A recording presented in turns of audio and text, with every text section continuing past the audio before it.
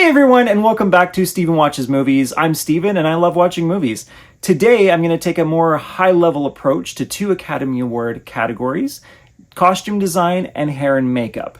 So this will be part of an ongoing series that I'll do from now until the Oscars in March, where I highlight some of the nominees, maybe tackle some previous winners, my thoughts on the categories, my thoughts on the nominees, just kind of free-flowing. I don't necessarily have a format set in stone yet. This is the first of the series.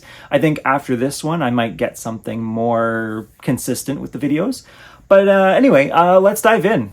Costume design. The Best Costume Design Oscar was first introduced at the Academy Awards in 1949, and it recognized both black and white and color films, something that lasted until 1967, and then it was just one category for all. Some previous winners of the Best Costume Design Oscar include Ben-Hur, West Side Story, Barry Lyndon, Star Wars, All That Jazz, Ran, Bram Stoker's Dracula, The Adventures of Priscilla, Queen of the Desert, Gladiator, The Lord of the Rings, Black Panther, and Poor Things. So then we had last year's nominees, and the reason why I'm bringing up last year's nominees is because I think it reflects this year's nominees.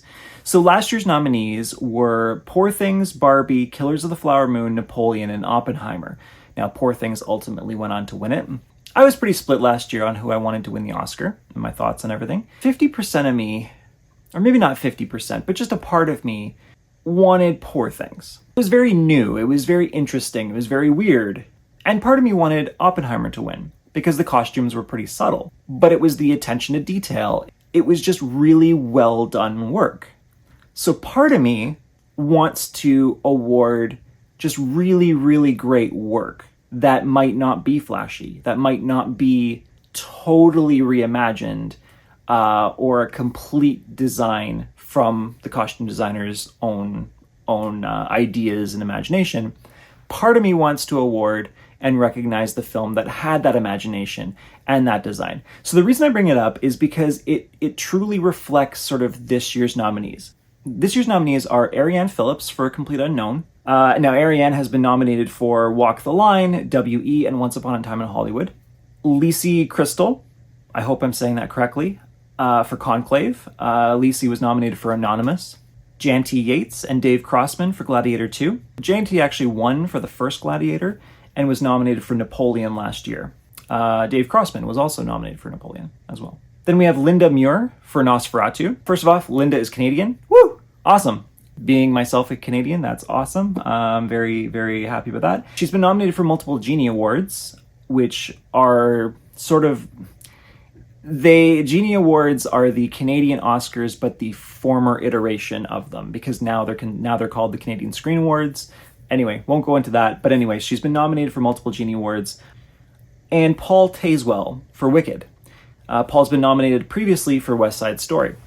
So last year's nominees, so essentially the three that I want to kind of highlight are Poor Things, Barbie, and Oppenheimer. To me, they feel like, so Poor Things feels like this year's Nosferatu, Barbie feels like this year's Wicked, and Oppenheimer feels like this year's A Complete Unknown. Just specifically for costume design. I'm not saying overall the films are nothing alike, but just for costume design, they kind of follow that same path. So let me break it down a little bit. So Poor Things to me feels like Nosferatu, where Nosferatu, the costumes are things that we've seen before. I mean, Bram Stoker's Dracula from 1992, that actually won Best Costume Design. So we've actually had previous, now I know Nosferatu and Dracula, they are technically different things, but for this discussion, it's the same. So we've already had a Dracula film win Best Costume Design. So it's not like the Nosferatu costumes are completely outside the box, but they are in a different world. Like the world of Nosferatu, of Robert Eggers' Nosferatu, is very different from the world of Francis Ford Coppola's Bram Stoker's Dracula, right? So there's enough of a difference, but we still see it. So to me, that's like very Poor Thingsy. And then Oppenheimer and A Complete Unknown, they're both based off of historical, I mean, they're both time period films, and they're both based off of real costumes and clothing that people have worn. And so the costuming then becomes more subtle. So yeah, and also to go back to Wicked, I also think that Wicked, because Wicked is based off of a Broadway musical, there's enough there. And also, if if you go all the way back, it is kind of based off of the original Wizard of Oz. So anyway, you have enough history there where it's more adaptation to me. So it's very much in the vein of Barbie, where there's more adaptation than new creation. You can say the same thing, though, for, let's say, Oppenheimer and A Complete Unknown, that they're basically just looking at pictures and recreating that. But I just think it's more real. It just feels... It's subtle, but it's real. I'm personally rooting for Nosferatu, not because Linda is Canadian, but just because the costumes are interesting. They're interesting costumes. It was a big part of the film, but I thought it was really well done. Hair and makeup. The category was officially introduced at the Academy Awards in 1982 after a backlash over The Elephant Man, which did not receive a nomination or any recognition for its groundbreaking prosthetics. The first winner of this category was An American Werewolf in London. I have standouts that I want to talk about for hair and makeup. The first standout is that in 20 years, which is crazy to think, but The Lord of the Rings, Return of the King. I mean, you had everything from dwarves and elves to orcs and urukai. You had wizards, like... You can just see it in every shot of that film. Just the artistry that team, that hair and makeup team had put together for that film. Just incredible. And the last standout is probably my favorite. It is 1986's The Fly, David Cronenberg film.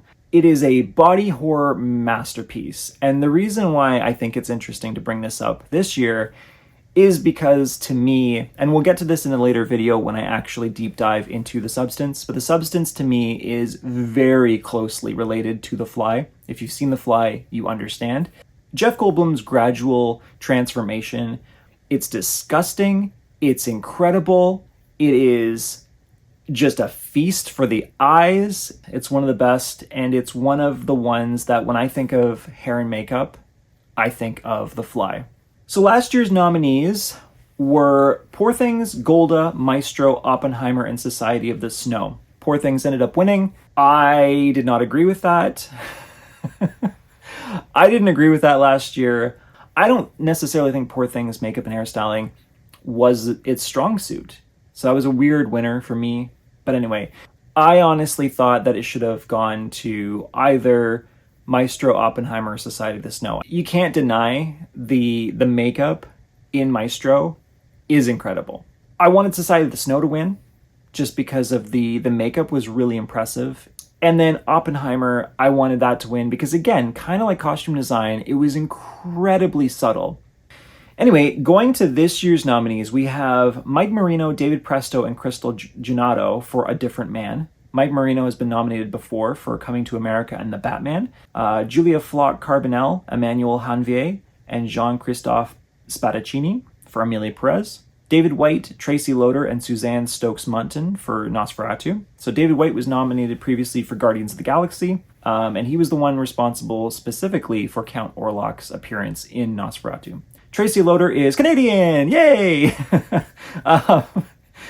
She's been nominated for multiple Canadian Screen Awards, which is the newest iteration of the Canadian Oscars, quote-unquote. Pierre-Olivier Persin, Stephanie Guillon, and Marilyn Scarcelli for The Substance, and Frances Hannon, Laura Blount, and Sarah Nuth for Wicked.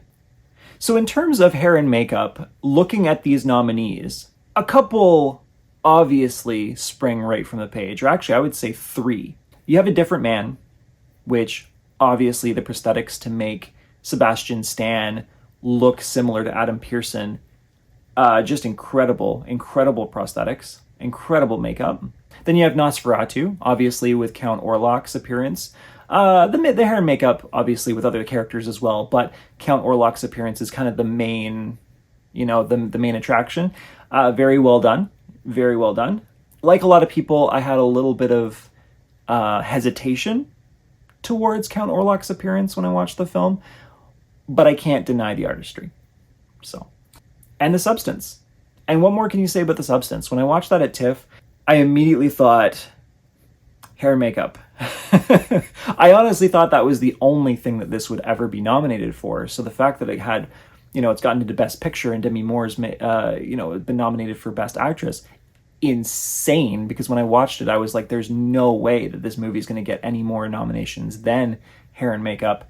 But here we are. Wicked is a non-starter for me. Yes, the hair and makeup is good in Wicked, but it's not, it doesn't top The Substance or Nosferatu or A Different Man. So yeah, if we're doing subtle, out of these 5 nominees, Wicked is the most subtle. So maybe Wicked should win. Ugh, I don't know. I don't like that. So yeah, like Amelia Perez, get Amelia Perez out of that category. We don't need that in there. This is one of the categories that I don't think it should be in because there's nothing special about the hair and makeup in this film. In the beginning of Amelia Perez, when Carla Sofia Gascon is playing the cartel boss or whatever you want to say, the makeup was incredibly distracting. I kept thinking to myself, is this the person's face? Is this makeup? Is this special effects? Is it supposed to look like that? Is this what they actually intended for it to look like? It was, yeah, it should not be nominated for hair and makeup. I thought it was terrible. Again, not an Amelia Perez hater, but whew, in this category, yeah, kinda. So to me, I would be fine with A Different Man winning, Nosferatu winning, or The Substance winning. Personally, I'm kind of rooting for The Substance because it's a film that typically doesn't get nominations like this. Or not like this, but the amount of nominations that it has at the Oscars. I kind of want it to pull a win. But I'm fine with either of the 3, of The Substance, Nosferatu, and A Different Man. So again, like I said, this is just me freewheeling this video. I don't have any format. I had a couple of just like point form notes on my laptop that I referenced, and obviously the nominees and things like that. This was kind of a weird video. I don't necessarily want the next one to be like this at all. I want it to have more of a format to it. And then also stay tuned for my videos on all of the Best Picture nominees. I am very, very excited to say that tomorrow I will be seeing I'm Still Here and Nickel Boys. So I am so pumped to see I'm Still Here, so pumped to see Nickel Boys, and then I'll be able to make videos on them. So stay tuned for those, and yeah, I'll see you in the next video.